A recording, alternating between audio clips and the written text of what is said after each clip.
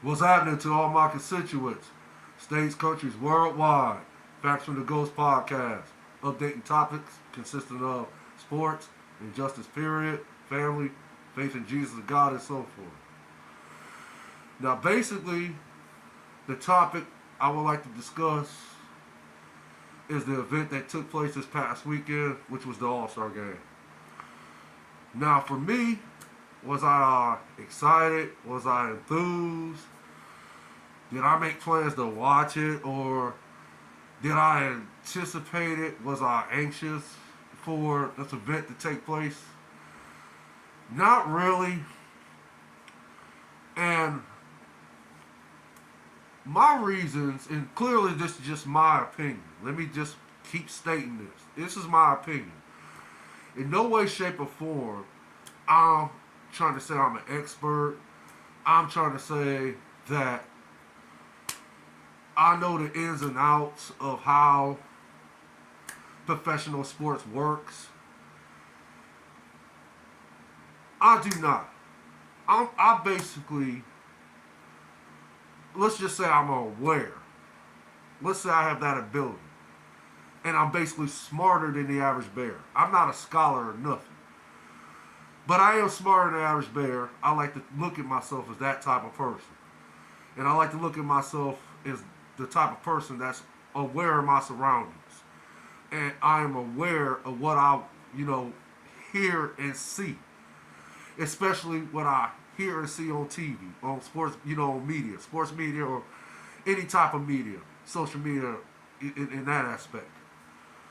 But again, for me, the All Star game and basketball in general, it's just in today's society, it's a softer league to me. It just when I was coming up in the '80s and in the '90s and early 2000s, the All Star game, it just seemed more relevant then than it is now. And I and then I just recently looked up to how today's All Star game is even, orchestrated. And it says to win the NBA All Star game, the team with 100 points would need to basically score 24 points. There we go. Score 24 points in the fourth quarter before the team with, I believe, 95 points.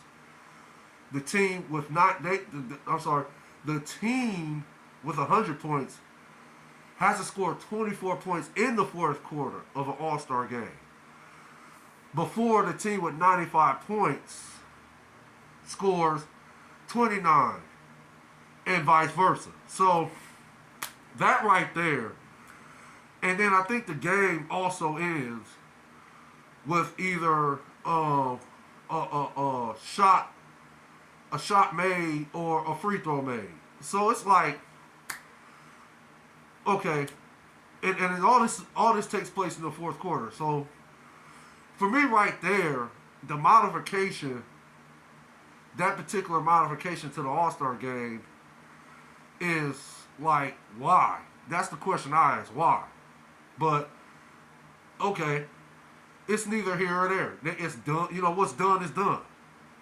And again, for me, I like to look at it and say the old school saying, "If it's not broke, why fix it?" But again, hey, I'm not the president of the NBA.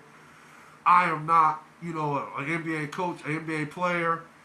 I'm not the GM. I'm not a defensive coach. I have no affiliation with the NBA whatsoever. So it's out of my hands basically. I'm just a fan. All I can do is speculate, and I can either choose to watch it or I can choose to turn the channel.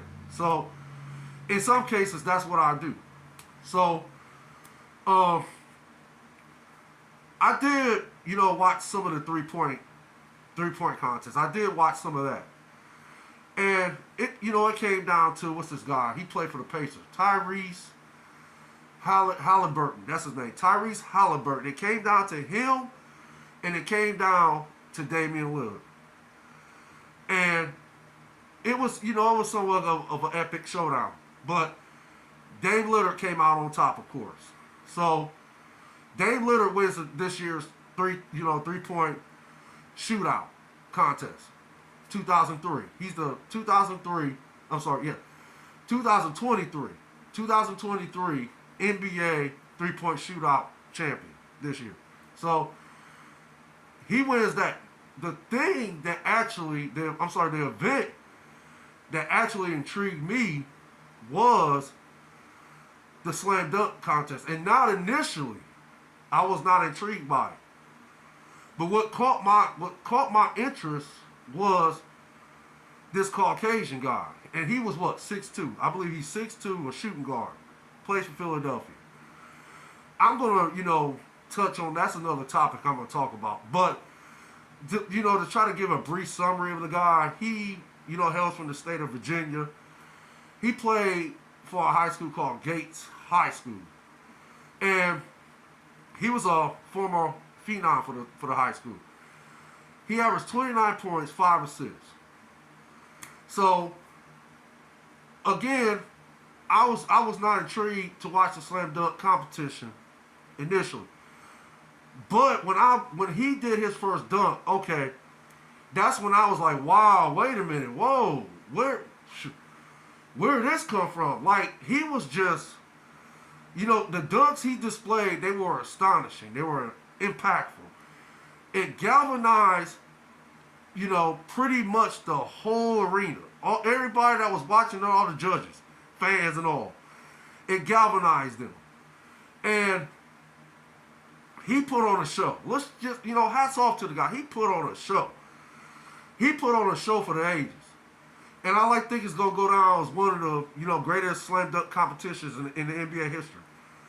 Now, for me, did it save the slam dunk competition? I'll say it like this.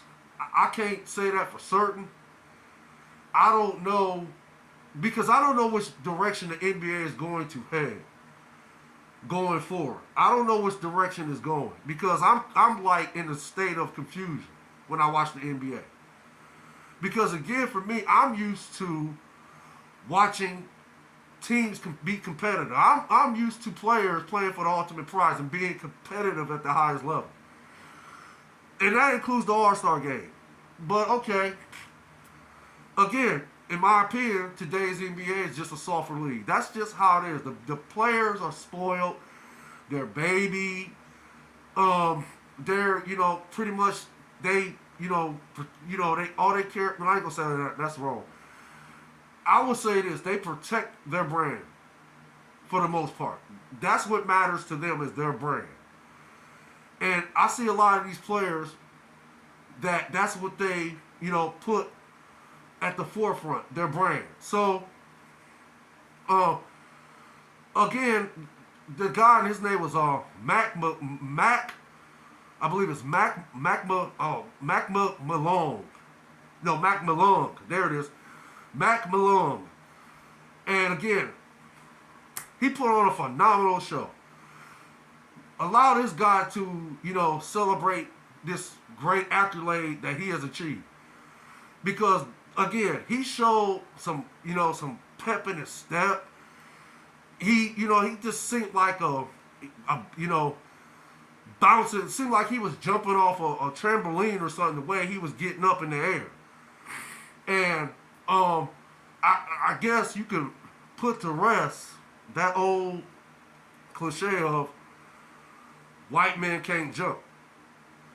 At least I guess you could say, for this particular moment in time, I guess you could say he put it to rest. The old cliche of white men can't jump. And that's, hats off to Wesley Snipes and Willie Harrison for playing those characters in the classic, iconic movie, White Men Can't Jump. Hats off to them. They put on an Academy Award performance in the movie. So,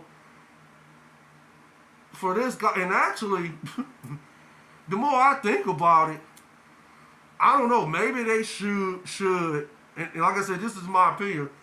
Maybe they should recast the Billy Hoyle character that Jack Harlow is playing in the up and coming White Man Can't Jump movie. It also stars another actor. He's a great actor too, and his name is Sinequa Walls. And maybe they should recast the Jack Harlow character, Billy Hoyle character, and allow Mcclung to, read for the part or whatever, and cast him. Because he actually looks more, in my opinion, he's closer to the Billy Hoyle character than Jack Harlow is. I mean, just think about it.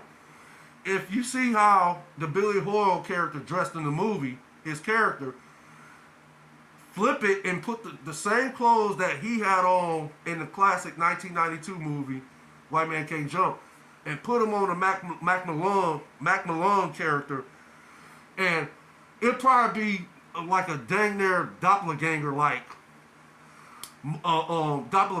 match. So again, for me, the slam dunk competition actually turned out to be the best event this past weekend of the All-Star game. And it was thanks to Mcclung put on the performance that he put on, the phenomenal performance he put on as far as with his impactful display of dunks. So that's pretty much, I just wanted to touch on that. Like I said, I got more live videos that's going to be coming pretty soon. And like I said, I just wanted to give my brief opinion on how I felt about this past weekend's All-Star game and, the festivities that followed. But y'all take care. Thank you for viewing. Like I said, if you don't necessarily have to like or subscribe, I just appreciate the views. So y'all take care. Stay blessed. One love. Facts from the Ghost. Later.